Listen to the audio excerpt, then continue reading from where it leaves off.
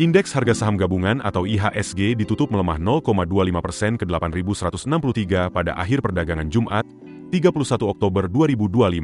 Dalam sepekan, IHSG melemah 1,3%. Namun dalam sebulan terakhir, IHSG masih menguat 1,28%. Menurut Maximilianus Nicodemus, Associate Director of Research and Investment Pilarmas Investindo Securities, rebound IHSG pada Oktober disebabkan oleh keputusan The Federal Reserve yang memangkas tingkat suku bunga.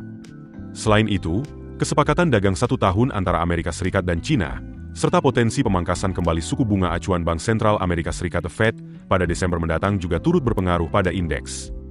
Reza Diovanda, analis BRI dan Reksa Sekuritas, menambahkan, potensi aksi window dressing menjelang akhir tahun yang masih terbuka, seiring rotasi portofolio dan optimisme pasar terhadap pemangkasan suku bunga acuan global membuat IHSG menghijau bulan ini. Namun menurut Reza, arah pergerakannya tetap akan dipengaruhi faktor eksternal seperti perang dagang, suku bunga The Fed, dan stabilitas ekonomi global. Jika ketiga faktor tersebut mereda, peluang IHSG untuk rebound akan semakin besar. Kedepan, sentimen yang perlu dicermati menurutnya ialah rilis kinerja kuartal 3 2025 emiten, neraca perdagangan dan data inflasi domestik, serta rilis data PDB Indonesia. Tak lupa, pengumuman rebalancing Morgan Stanley Capital International, MSCI, juga perlu terus dicermati, karena akan memengaruhi aliran dana asing. Dari global, investor juga akan mencermati rilis data ISM Manufacturing, JOLTS data pekerjaan, ADP Employment Change, dan ISM Services Index dari Amerika Serikat.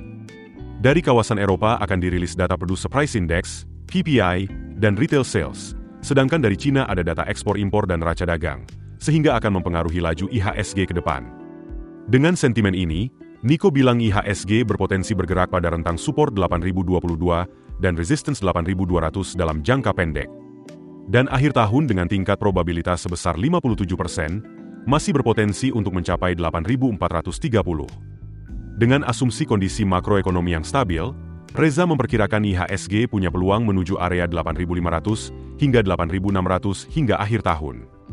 Dengan sentimen ini, sektor yang akan terdampak positif antara lain perbankan, properti, dan konsumer.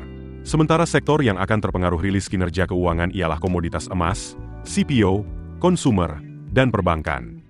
Untuk persiapan akhir tahun, investor kata Reza bisa mencermati saham yang berbasis komoditas batubara, yang akan didorong oleh potensi peningkatan permintaan musiman. Adapun, sektor pilihan Nico yang dapat dicermati dengan berbagai sentimen tersebut ialah sektor properti, perbankan, consumer non-cyclical, energi, dan komoditas. Keputusan bisnis terbaik datang dari data, bukan tebakan. Mudah berlangganan Business Insight dengan subscribe with Google.